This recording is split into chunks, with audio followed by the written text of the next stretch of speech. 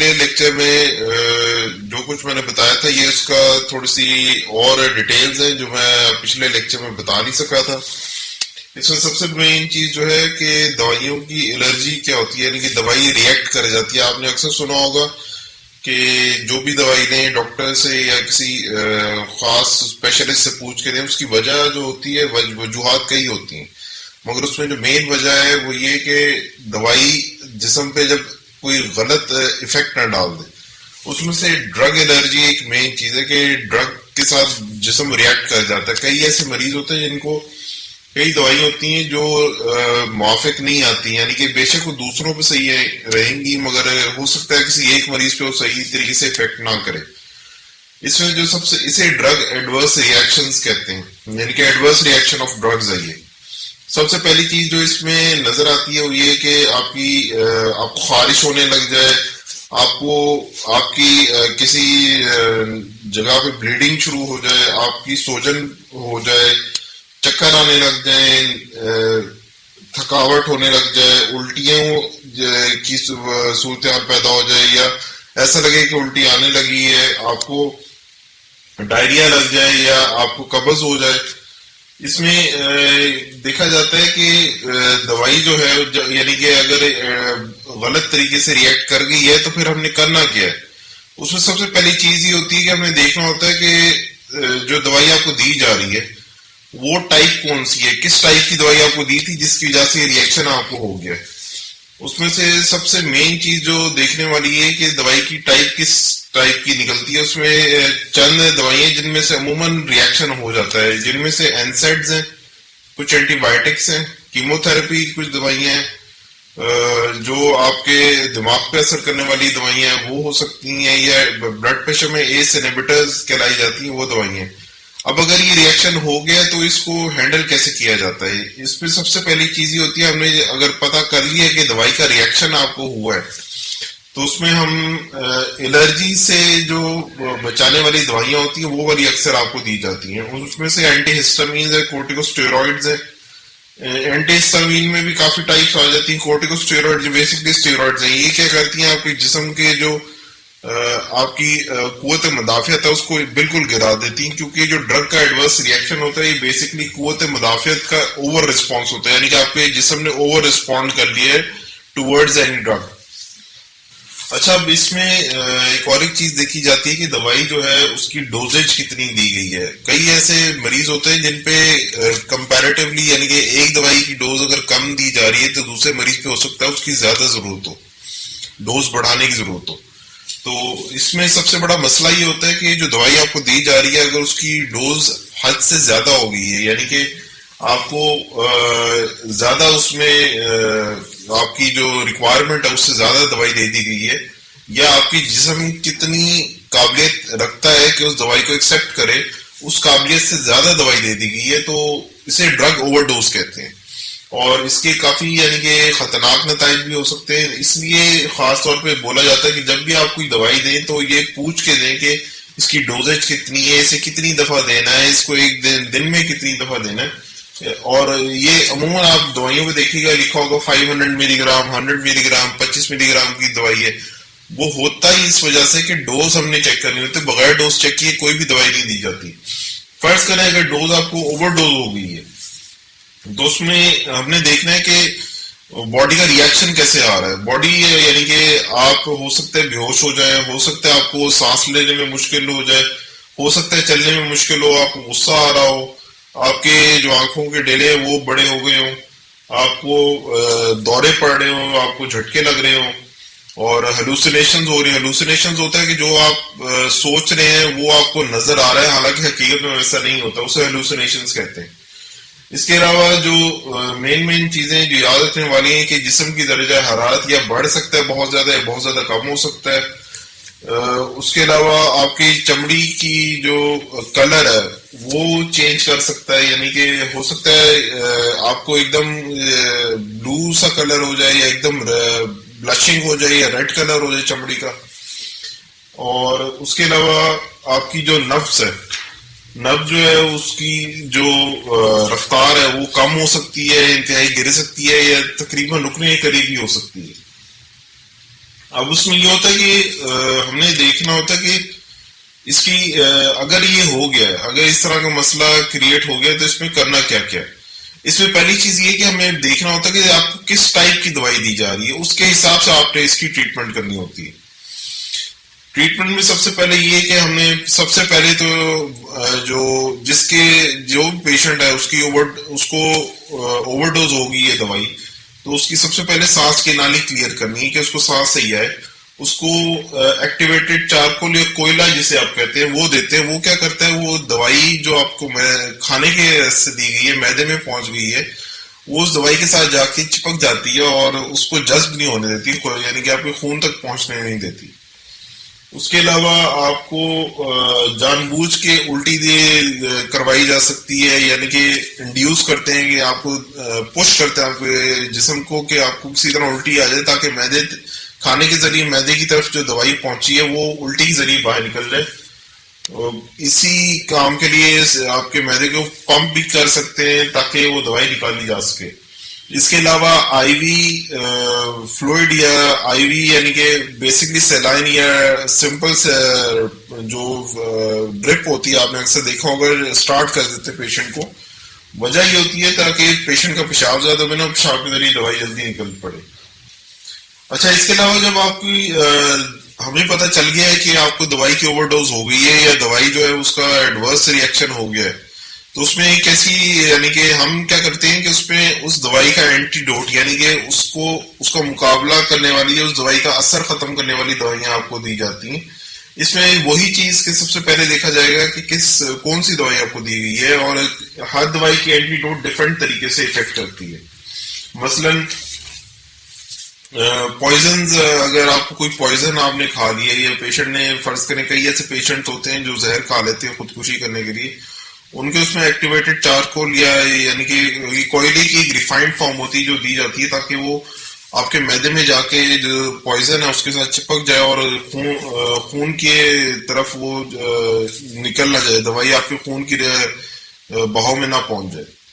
اس کے علاوہ آرگینو فاسفیٹس کی اگر پوائزننگ ہو جائے آپ کو تو اس میں آپ کو ایٹروپین دی جاتی ہے. اگر آپ کو ڈائیجوکسن ہوتے ہیں یا آئنوٹروپ دوائی ہوتی ہے جو دل کے اگر بالکل ہی فیلئر کی طرف جا رہا ہے تو دل کی دھڑکن کو انڈیوس کرنے کے لیے دی جاتی ہے. اگر اس کی اوور ڈوز ہو گئی ہے تو یہ بھی خطرناک ہو سکتی ہے. اس کے لیے ہم ڈائیجوکسن امیون اینٹی باڈی فریگمنٹس دیے جاتے ہیں.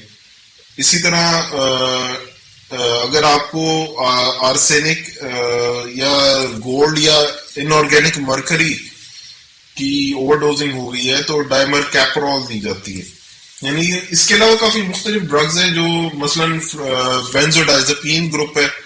یہ بینزوڈائزپین گروپ ہوتا ہے، یہ عموماً سونے کی ادویات ہیں جو یا سائیکولوجیکل پیشنٹس میں دی جاتی ہیں یا سونے کے لیے دی جاتی ہیں. اگر ان کی اوور ڈوز ہو جائے وہ بھی خطرناک ہے.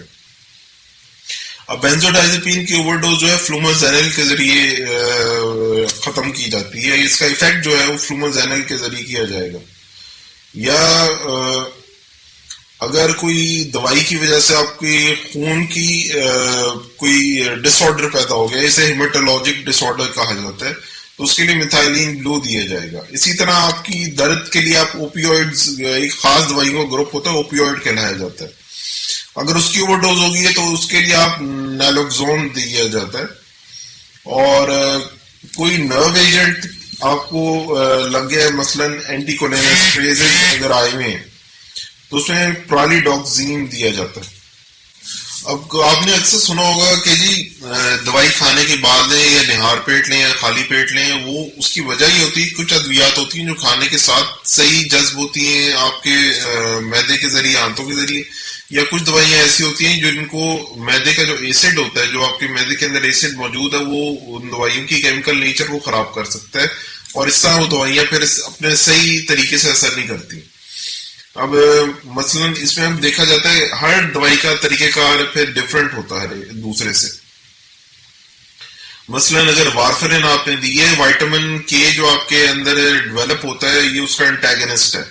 اب اگر آپ زیادہ سبزی والی یا ہرے پتے والی سبزیاں زیادہ کھائیں گے تو وارفرین کا ایفیکٹ جو ہے وہ گھٹ سکتا ہے، گر سکتا ہے، کم ہو سکتا ہے. اسی طرح اگر آپ پیاز زیادہ کھائیں گے تو وہ وارفرین کی ایکٹیویٹی کو بڑھا دے گی. اسی طرح اگر کرین بیری جوس آپ نے اکثر سنا ہوگا، یہ جن کو یو ٹی آئی وہ ہوتا ہے، یورینری ٹریک انفیکشن جن کو ہوتا ہے، پیشاب کی نالی کا انفیکشن جن کو ہو جاتا ہے، ان میں اکثر کبھی کبھار کرین بیری جوس دیا جاتا ہے. مگر اگر یہ اس کے وارفرین کے وقت دیا جائے تو یہ بلیڈنگ ٹائم کو بڑھا سکتا ہے. اور اگر پروپرانولول ہے، یہ بھی بلڈ پریشر کی دوائی ہے. اگر یہ آپ کو انڈرول، اکثر آپ نے اس کا نام سنا ہوگا، انڈرول کے نام سے آتی ہے، یہ کھانے کے ساتھ دی جائے تو اس کا جو آپ کے پلازما میں لیول ہے وہ بڑھ سکتا ہے. اس کے علاوہ سیلیپرولول ہے، یہ اگر آپ کو اورنج کے جوس کے جو مالٹے کا جوس ہے اس کے ساتھ دیا جائے تو اس کی جو آنتوں کے ذریعے یہ جذب ہونا ہے وہ کم پڑ جائے گا، یعنی کہ اس کی آنتوں کے ذریعے جلدی جذب نہیں ہوگی. اسی طرح آپ کے ایس انہیبیٹرز ہیں جو کہ بلڈ پریشر میں دیے جاتے ہیں، یہ اگر خالی میدے پہ لیں تو ان کی جو ایبزارپشن ہے آپ کے میدے کے ذریعے یا آنتوں کے ذریعے وہ بڑھ جائے گی. کیلشیم چینل بلاکرز ہیں، یہ بھی یہ کئی بلڈ پریشر میں ہو گیا، دل کے امراض میں ہو گیا، یا کئی ایسے امراض ہیں جن کے اندر مثلا آپ کو ڈائریا زیادہ ہو گیا، اس میں بھی دے سکتے ہیں. آپ کو کڈنی کے اندر پتھری ہوگی، اس کے پیشاب زیادہ بڑھانے کے لیے دے سکتے ہیں. اگر یہ گریپ فروٹ کے ساتھ جوس کے ساتھ دے جائے، مثلا آپ کے گریپ فروٹس ہیں ان کے کسی بھی جوس کے ساتھ دی جائے تو اس کی جو اویلیبلٹی ہے، اس کی جو خون کے اندر اس کا پہنچنا ہے وہ بڑھ سکتا ہے. اور اگر آپ مثلا اینٹی بایوٹک دے رہے ہیں، کوئی انفیکشن ہو گیا پیشنٹ کو اور اس کے اینٹی بایوٹک کے ساتھ اگر آپ نے دودھ دے دیا، پیشنٹ کو دودھ پینے کے لیے دے دیا، تو اینٹی بایوٹک جو ہے وہ دودھ جو ہے اس اینٹی بایوٹکس کی ایبزارپشن میں گڑبڑ ڈال سکتا ہے. اسی طرح ایسیٹامائنوفین ہے، اگر آپ پیکٹین اس کے ساتھ دے دیں تو اس کی بھی ایبزارپشن میں خراب ہو سکتی ہے. کچھ مثلا اگر آپ مغربی ممالک میں ہیں تو اس میں اکثر یہ لوگ شراب کافی پیتے ہیں، مثلا اس کے شراب کے ساتھ اگر انسیڈس دیے جائیں تو وہ آپ کے جگر کے لیے مضر صحت ہو سکتا ہے، شدید قسم کے، یعنی کہ لیور ڈیمیج کر سکتا ہے یا آپ کے معدے کے اندر بلیڈنگ کریٹ کر سکتا ہے. اسی طرح تھیوفائلن دوائی ہے، یہ اگر زیادہ چربی والے کھانے یا گریپ فروٹ جوس کے ساتھ دیں تب اس کی جو ایبزارپشن ہے وہ بڑھ سکتی ہے. اور کیفین، مثلا آپ کی چائے ہوگی، کافی ہوگی، اگر آپ یہ زیادہ لیں گے تو دوائی کی ٹاکسیسٹی جو ہے جسم کے اوپر وہ بھی بڑھ سکتی ہے. ایسومیپرازول ہے، یہ تیزابیت کے وقت دی جاتی ہے، اگر یہ زیادہ ہیوی کھانے کے ساتھ دی جائے تو اس کی جو ایفیکٹ ہے وہ کم پڑ سکتا ہے. اور اگر مثلا اسی طرح سیمیٹڈین ہے، یہ بھی تیزابیت کے لیے، یا روپیٹڈین ہے وہ بھی اسی گروپ کا ہے، یہ اگر کسی کھانے کے ساتھ دی جائے تو اس کا ایفیکٹ بڑھ جاتا ہے. آئسونیازڈ ہے، یہ مثلا یہ آپ کی ٹی بی کی دوائی ہے، یہ اگر کسی مثلا آپ کے سبزی والی کھانے کے ساتھ دی جائے تو اس کا جو ایفیکٹ ہے وہ بڑھ سکتا ہے. اسی طرح گلیمپرائڈ ہے، اگر یہ آپ کو ناشتے کے ساتھ دی جائے تو اس کا ایفیکٹ بھی بڑھ جائے گا. ایکاربوز ہے، یہ اس کی جو میکسیمم ایفیکٹ ہوتا ہے، یعنی کہ سب سے زیادہ ایفیکٹ آپ کو فیل ہوگا اگر یہ کھانے سے تھوڑی دیر پہلے دی جائے. اس کے علاوہ مرکیپٹوپیورن ہے، یہ اگر دودھ کے ساتھ دیا جائے، گائے کے دودھ کے ساتھ، تو اس کا ایفیکٹ گر سکتا ہے. اور لیوو تھائروکسین ہے، یہ تھائروکسین والے جو آپ کے تھائرائڈ والے مریض جو ہیں ان کے لیے یہ دی جاتی ہے. اگر لیوو تھائروکسین جو ہے اگر یہ آپ کو گریپ فروٹ کے جوس کے ساتھ دی جائے تو اس کی جو ایفیکٹ ہے وہ گر سکتا ہے. اب کئی ایسی ادویات ہوتی ہیں جن کو آپ کسی دوسری بیماری کے سلسلے میں نہیں دیتے، مثلا کسی کو دل کے امراضوں میں، کسی کو کڈنی کا مسئلہ ہوا ہے، کسی کا جگر کا مسئلہ ہے، یا کسی کے ہاتھوں کے انفیکشن کا مسئلہ ہے، یا کسی کے معدے کے انفیکشن کا مسئلہ ہے، اس میں دوائیوں کی سلیکشن جو ہوتی ہے وہ چینج کر دی جاتی ہے. مثلا بیٹا بلاکرز عام طور پہ ہارٹ فیلئر کے جو ابھی جا رہے ہیں، ہارٹ فیلئر ہوا نہیں ہے مگر ہارٹ فیلئر کی طرف جا رہے ہیں. مثلاً ابھی ان کا دل دھڑکنا جو ہے اس کی قابلیت کافی حد تک موجود ہے، اور مگر بلڈ پریشر ہو رہا ہے ساتھ ساتھ، تو اس میں بیٹا بلاکرز ان کو دیے جاتے ہیں. مگر اگر ہارٹ فیلئر بہت آگے تک ایڈوانس کر جائے، یعنی کہ اب دل کی دھڑکن جو ہے وہ کمزور پڑ گئی ہے، تو اس میں بیٹا بلاکر بالکل نہیں دیے جاتے. اور مثلاً کئی دوائیاں اس کے علاوہ جو ہوتی ہیں جو جسم سے کیلشیم کو کم کرا دیتی ہیں، مثلاً آپ کے کڈنی کے ذریعے، پیشاب کی نالی کے ذریعے آپ کی کیلشیم جو ہے جسم سے اس کی اخراج وہ بڑھا دیں اور کیلشیم لاس ہونے لگ جائے آپ کے جسم کو، تو یہ آسٹیوپوروٹک پیشنٹ جو ہیں مثلاً جن کو پہلے سے ہی آسٹیوپوروسس ہوا ہوا ہے، ان میں تو خاص طور پہ کبھی نہیں دی جائے گی. اب بسفاسفینیٹس بھی ایسی ادویات ہیں جو کہ آسٹیوپوروسس کے عمل کو روکتی ہیں، مگر جن کو ایسیڈیٹی کا مسئلہ ہے، یعنی کہ ان کو معدے کی تیزابیت کا مسئلہ ہے، اس میں ان دوائی کو دھیان سے دیا جاتا ہے. کچھ دوائیاں ایسی ہوتی ہیں جو آپ کے نروس سسٹم کو یا آپ کی آنکھوں پہ مضر اثرات پیدا کر سکتی ہیں. مثلاً اس میں خاص طور پہ ٹیوبرکلوسس کی جو دوائیاں ہیں، ٹی بی کی جو دوائیاں آپ کو دی جاتی ہیں، یعنی کہ ان کا زیادہ دیر تک دینا آپ کی آنکھوں پہ اثر کر سکتا ہے، آپ کے نروس سسٹم پہ افیکٹ کر سکتا ہے. کئی ایسی ادویات ہوتی ہیں جو کہ آپ کو سائیکولوجیکل افیکٹ کے لیے دی جاتی ہیں. مثلاً جو ذہنی امراض کے مریض ہوتے ہیں ان میں ایک دوائی ہے کلوزاپین. اگر یہ دوسری ادویات کے ساتھ دی جائے تو اس کا یہ ایک دورہ بھی پڑ سکتا ہے، یعنی کہ دماغ کا دورہ، آپ کو جس کو سیجر کہا جاتا ہے. یہ اگر دوسری دوائی کسی اور دوائی کے ساتھ یہ دوائی ریئیکٹ کر گئی تو آپ کو سیجر ہو سکتا ہے، اور یہ کافی سیریس ایشو ہوتا ہے. اب کئی دوائیاں بیٹا بلاکرز میں جو بھی ڈسکس کر کے ہٹے تھے، جو کہ ریسنٹ نیا ہارٹ فیلئر ہے یا بلڈ پریشر کا مریض ہے، اس میں بیٹا بلاکر دیے جائیں گے تو یہ جو جنسی قابلیت ہے اس کے اوپر افیکٹ کر سکتا ہے، نیگیٹو افیکٹ ڈال سکتا ہے. اس کے علاوہ دیکھنے والی بات یہ ہے کہ چند دوائیاں ایسی ہوتی ہیں جو کہ آپ کے جب آپ کو دل کے امراض میں پہلے سے ہی مبتلا ہیں اس وقت یہ ادویات آپ کو نہیں دی جائیں گی. مثلاً اس میں سب سے پہلے آتا ہے کہ آپ کی فنگل انفیکشن کے لیے کوئی ادویات ہیں، یا کینسر کے لیے ہیں، یا اسٹیمولنٹس ہیں، یا اینٹی ڈپریسنٹس ہیں، یا آپ کے ٹیومر نیکروسس فیکٹر انہیبیٹرز ہیں. اس طرح کی ادویات جو ہوں گی خاص طور پہ جب آپ کے دل کے امراض موجود ہیں تو اس میں تو دی نہیں جائیں گی. اینسیڈز گروپ آپ نے اکثر سنا ہوگا. یہ کیا کرتے ہیں، یہ آپ کے جسم کے اندر پانی اور نمکیات کے جو ریٹینشن ہے وہ بڑھا دیتی ہیں، یعنی کہ آپ کے جسم میں نمکیات اور پانی کی مقدار بڑھا دیں گی. اور مسئلہ اس میں مسئلہ یہ ہوتا ہے کہ جو دوائیاں پیشاب بنانے کے لیے دی جا رہی ہیں جو یعنی کہ کڈنی پہ افیکٹ کرتی ہیں، ان کے کام کے ساتھ یہ مداخلت ڈال سکتی ہیں، انسیڈس خاص طور پہ.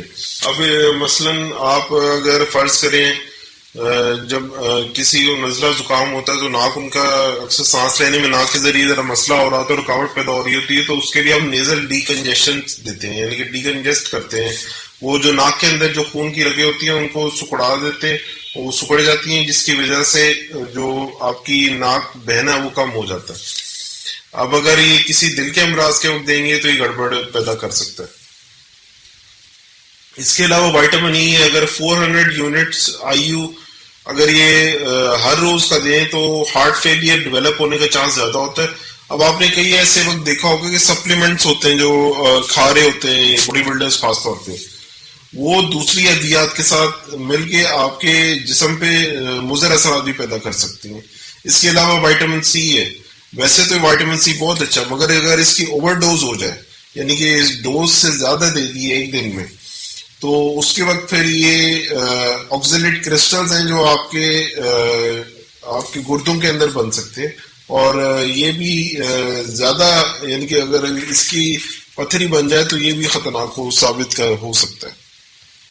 اب کئی اینٹی بایوٹکس ایسی ہوتی ہیں جو کہ آپ کو عموماً انفیکشن کے وقت دی جاتی ہیں، مگر اگر ان کا غلط استعمال کیا جائے، آپ نے اکثر دیکھا ہوگا کہ جی اس کو خاص طور پر ڈاکٹر کی ہدایات پہ یوز کریں.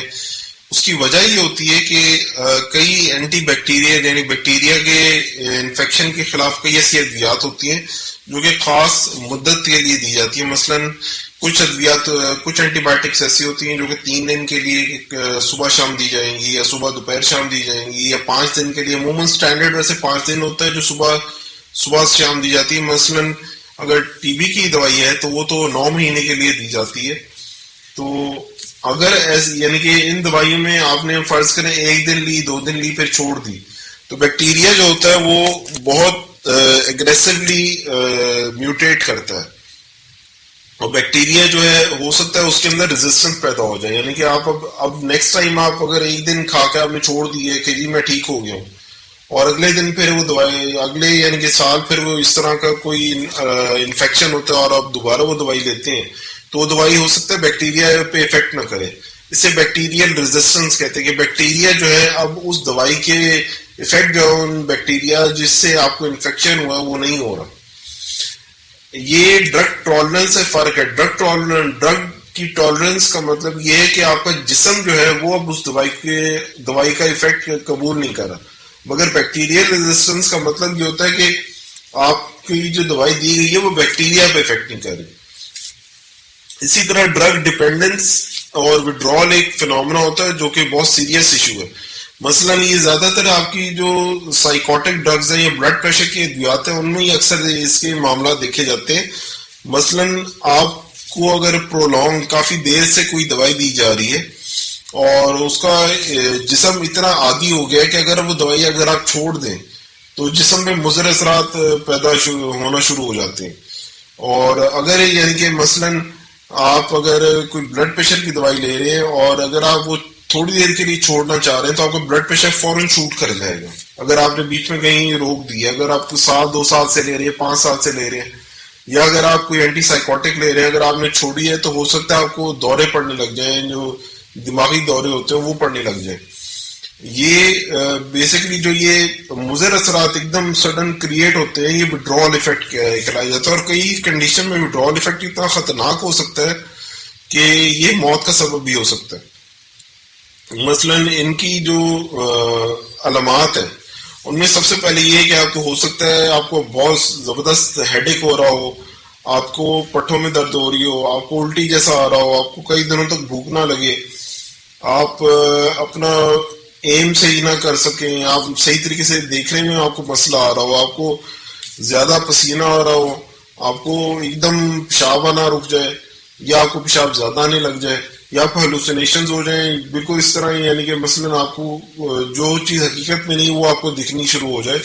یا عام طور پر اینٹی سائیکوٹرک ڈرگس کے ساتھ یہ بہت زیادہ دیکھا گیا. اور اس کے علاوہ جو بینزوڈائزپین گروپ ہے، مثلا جو آپ کو اینٹی سائیکوٹکس کے ساتھ بھی دیا جاتا ہے، یا آپ کو سونے کے اندر کوئی مسئلہ ہے، نیند آپ کی یعنی کہ کم ہو رہی ہے، تو اس میں اکثر بینزوڈائزپینز پیشنٹ کو دی جاتی ہیں.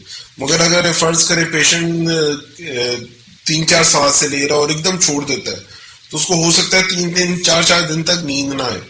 یہ جو ایفیکٹ ہوتا ہے یعنی کہ اس کا مطلب یہ ہے کہ آپ کا جسم جو ہے بینزوڈائزپینز کے اوپر ڈپینڈنس کی پیدا ہوگی ہے کہ اس کے بغیر اس کو نیند نہیں آئے گی. اور اگر وہ دوائی ایک دم چھوڑتے ہیں تو جسم جو ہے ایڈورس مضر طریقے سے ریئیکٹ کرے گا، اس کو وڈرال سمپٹم کہا جاتا ہے.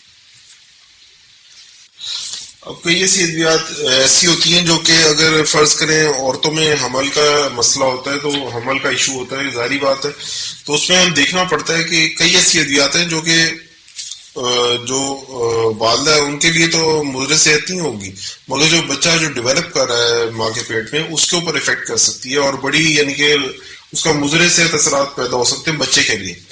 مثلا کلورم فینیکول ہے، اگر یہ انجیکشن کے طور پہ عموماً دی جاتی ہے تو جو بچہ ماں کے پیٹ میں اس کے اندر خون کے ڈس آرڈر پیدا ہو سکتے ہیں جسے گرے بیبی سنڈروم کہا جاتا ہے. اسی طرح آپ کو سپروفلوکساسن ہے، اینٹی بایوٹک ہے، یا لیووفلوکساسن ہے، یہ بھی اینٹی بایوٹک کی ٹائپس ہیں. اگر یہ آپ کو دی جائے ان عورتوں میں جن میں حمل ہے تو یہ بچے کے پٹھوں کی جو گروتھ ہے، بچے کی ایک تو ہڈیوں کی اور پٹھوں کی جو گروتھ ہے اس کے اوپر افیکٹ ڈال سکتا ہے. بچے کے جو جوائنٹس ہیں ان کے اندر ماں کے جوائنٹس کے اندر یا بچے کے جوائنٹس کے اندر تکالیف پیدا ہو جائیں گی، درد ہونے لگ جائے گی، اور ہو سکتا ہے کہ یہ ماں کے اندر نرو ڈیمیج پیدا کر دے. اور فلوروکوینولوز ہوتے ہیں، یہ آپ کے دل کی جو مین رگ ہے جسے ایورٹا کہتے ہیں اس کا رپچر بھی، یعنی کہ اس پر ٹیئر پیدا ہو سکتا ہے، وہ رپچر بھی کر سکتی ہے. اسی طرح سلفونامائڈز کا ایک گروپ ہے اینٹی بایوٹکس کا، اگر یہ دیا جائے تو جو نیا بچہ پیدا ہوا ہے اس کے اندر جانڈس ہو سکتا ہے. ٹرائمیتھوپریم ہے، یہ دماغ کی ڈیولپمنٹ کے اندر گڑبڑ ڈال سکتا ہے. یا کوڈین ہے، کوڈین جو ہوتی ہیں یہ عموماً کھانسی کے وقت دی جاتی ہیں. اب آپ کو ابھی وڈرال سمٹمز کے بارے میں بتایا تھا، ہو سکتا ہے کہ بچہ جو ہے ماں کے پیٹ میں اس کے اوپر یہ ڈپینڈنسی پیدا کر دے، اور اگر یہ دوائی چھوڑیں گے تو بچے کے اندر وڈرال سمٹمز پیدا شروع ہو جائیں گے، جو کہ خطرناک ہے. اسی طرح بروفن جو ہے آپ نے اکثر سنا ہوگا درد کے لیے دی جاتی ہے. اب اگر ماں کو حمل کا سلسلہ چل رہا ہے اور اس میں جو دے دی جائے تو یہ مس کیریج یعنی کہ حمل گر بھی سکتا ہے. مضر اثرات میں سے سب سے مین یہ ہے کہ بلیڈنگ ہو سکتی ہے، ایک دم سڈن کہیں بلیڈنگ شروع ہو جائے. جو ایمنیوٹک فلوئڈ ہوتا ہے، یہ ایمنیوٹک فلوئڈ ہوتا ہے کہ ماں کے پیٹ کے اندر جو پانی ہے وہ ایک دم اس کا لیول گر جائے، جو بچہ ہے اس کے دماغ کا ڈیمیج ہو جائے. اس لیے کئی خاص طور پہ یہ دیکھا گیا ہے کہ بروفن یا ایبوپروفن اسے کہا جاتا ہے، یہ آپ کی جو تھرڈ ٹرائمیسٹر ہے اس میں تو خاص طور پہ اسے روکا جاتا ہے، اسے اوائڈ ہی کیا جاتا ہے.